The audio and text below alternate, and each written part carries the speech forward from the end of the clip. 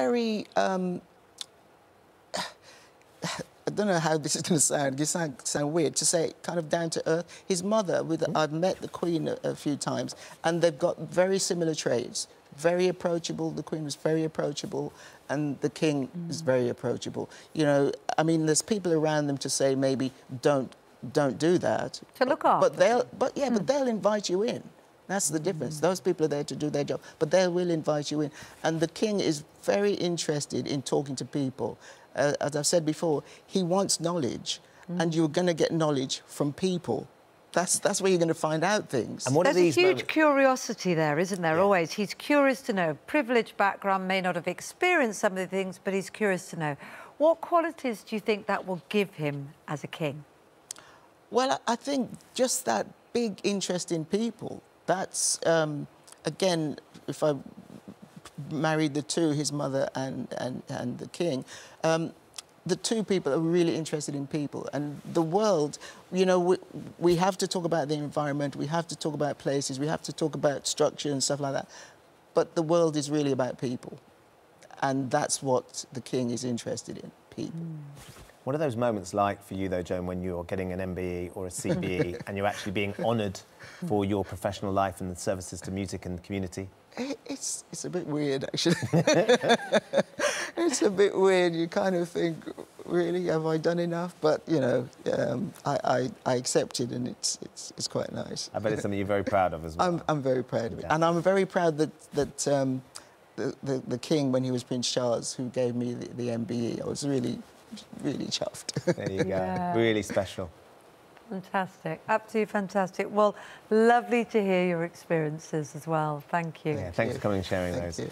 Still to come this morning, King Charles is the hardest working man Paddy Heverson has ever known. He would know he was the King's former communications director and will tell us much more about the monarch's relationship with his wife and both the sons. He knows them all very well. A little bit later on. Here's Laura, though, with a look at the weather. Good morning to you. All eyes this morning have been on the queue, which is now getting longer. The queue for those who are hoping to see the Queen lay in state. This morning, it is now 2.6 miles long, but if you are joining the queue for today, or actually for the next 4 days before the funeral on Monday morning, the outlook is thankfully dry, breezy, so feeling cool, but chilly in the coming nights. If you are heading over in a few night times, it is definitely worth grabbing an extra layer. And that's pretty much the theme for all of us over the next few days. Largely fine and dry, some sunny spells, isolated showers, but a fresh breeze will make it feel chilly. We have still, first thing this morning, the legacy of some mist and fog through some southern areas. That's the legacy of yesterday's moisture from the rain that we had that eventually cleared away. And that will lift and break through the day. So first thing this morning, it's one of patchy clouds, some sunny spells, and it's sunny spells that take us through the day. The winds are northerly, and that will feed in showers through Northern Ireland, isolated. Scattered showers for Scotland and a few for the northeastern areas of England, but generally looking dry for England and Wales today, and top temperatures up to around about 21 degrees.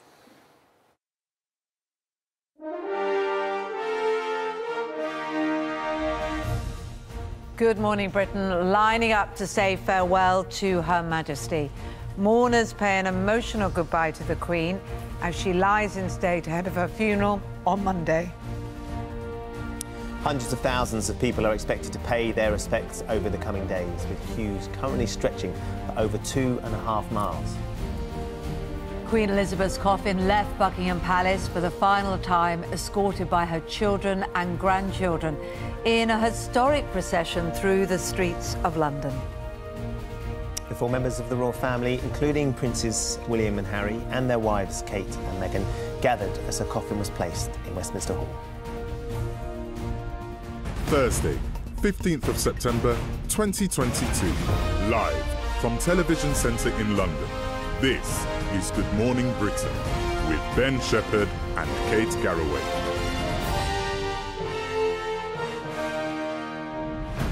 King Charles is having a day of reflection away from public duties at his Highgrove home in Gloucestershire.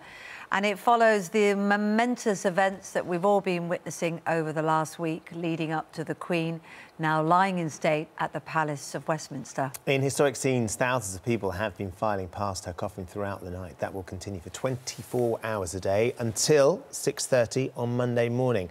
Our political correspondent Louisa James is outside Westminster Hall for us this morning. Morning, Louisa. So what are the public saying as they come out and you meet them? Well, we knew this was going to happen, didn't we? But it is still just so moving to see it happening right in front of us. All of those people, that continuous line, are filing slowly, calmly, quietly into Westminster Hall. They first go into that big white tent where they go through airport-style security, and then into the ancient Westminster Hall where they get their moment with the Queen. And if you look at the photos and the pictures from inside the hall, it strikes me that it is at the same time incredibly formal and incredibly normal, because you have got things like the Royal Standard and the crown on top of the coffin, the ceremonial uniforms of those standing at the four corners, and then the members of the public coming in, some carrying babies, carrier bags, rucksacks. Some have dressed up in their best and some are slightly dishevelled from standing in the queue. And you can see the moment that they have been waiting for, the moment that they have had, in some cases, hours and days to think about. When it finally comes and they are in front of the coffin, some of them overcome with the emotion, surprised by the emotion of that. And many thousands more will get their chance in the coming days before the funeral. That in itself is being prepared for as well. Overnight tonight, in the early hours of this morning, we had a rehearsal taking place here in Westminster, featuring some of the 2,000 military personnel that will take part. The queues into Westminster Hall briefly put on hold for an hour or so to allow that part of the rehearsal to take place as well. Every detail meticulously planned, including by the Queen herself.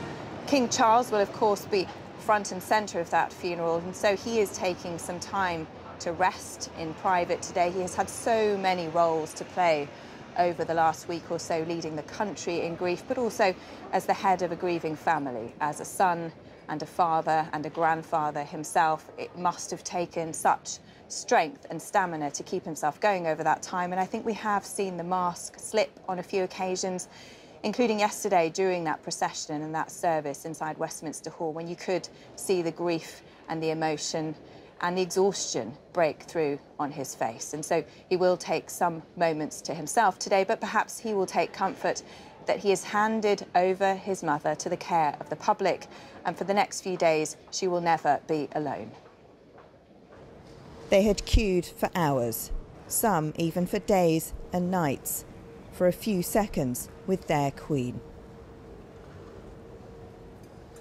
People of all faiths and people of none, paying their respects in whatever way they chose.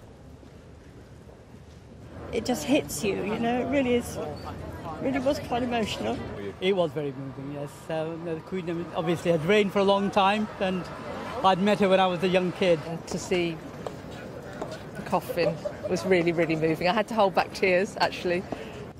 The Queen will lie here until the morning of her funeral, her coffin draped in the Royal Standard, with the imperial state crown on top. She had left Buckingham Palace for the final time at 2:22 in the afternoon, passing the Buckingham Palace balcony where she appeared for the Platinum Jubilee celebrations just 3 months ago. Her coffin carried on the gun carriage which also bore her mother and father. A king who had indeed spent his strength in the selfless service of his people. 70 years later, the Queen's coffin was escorted by 4 of her children and 3 of her grandchildren, Princes William and Harry side by side, retracing the painful steps they made 25 years ago behind their mother's coffin. Thousands who'd gathered to watch the procession fell silent as it passed, looking on from pavements, on big screens in the parks, and in classrooms across the country. At Westminster Hall, Big Ben tolled as wives joined husbands for the final moments of the procession, and the Prime Minister and other politicians attended a short service. Prince Harry will mark his 38th birthday privately today. Princess Anne travels to Glasgow to meet organisations of which her mother was patron. The Prince and Princess of Wales will visit Sandringham to view flowers and tributes. The King will rest before starting to welcome guests coming from around the world for the state funeral, among them President Biden, who's already offered his condolences by phone.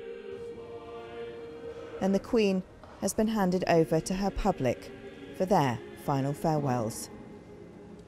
Louisa James, Good Morning Britain.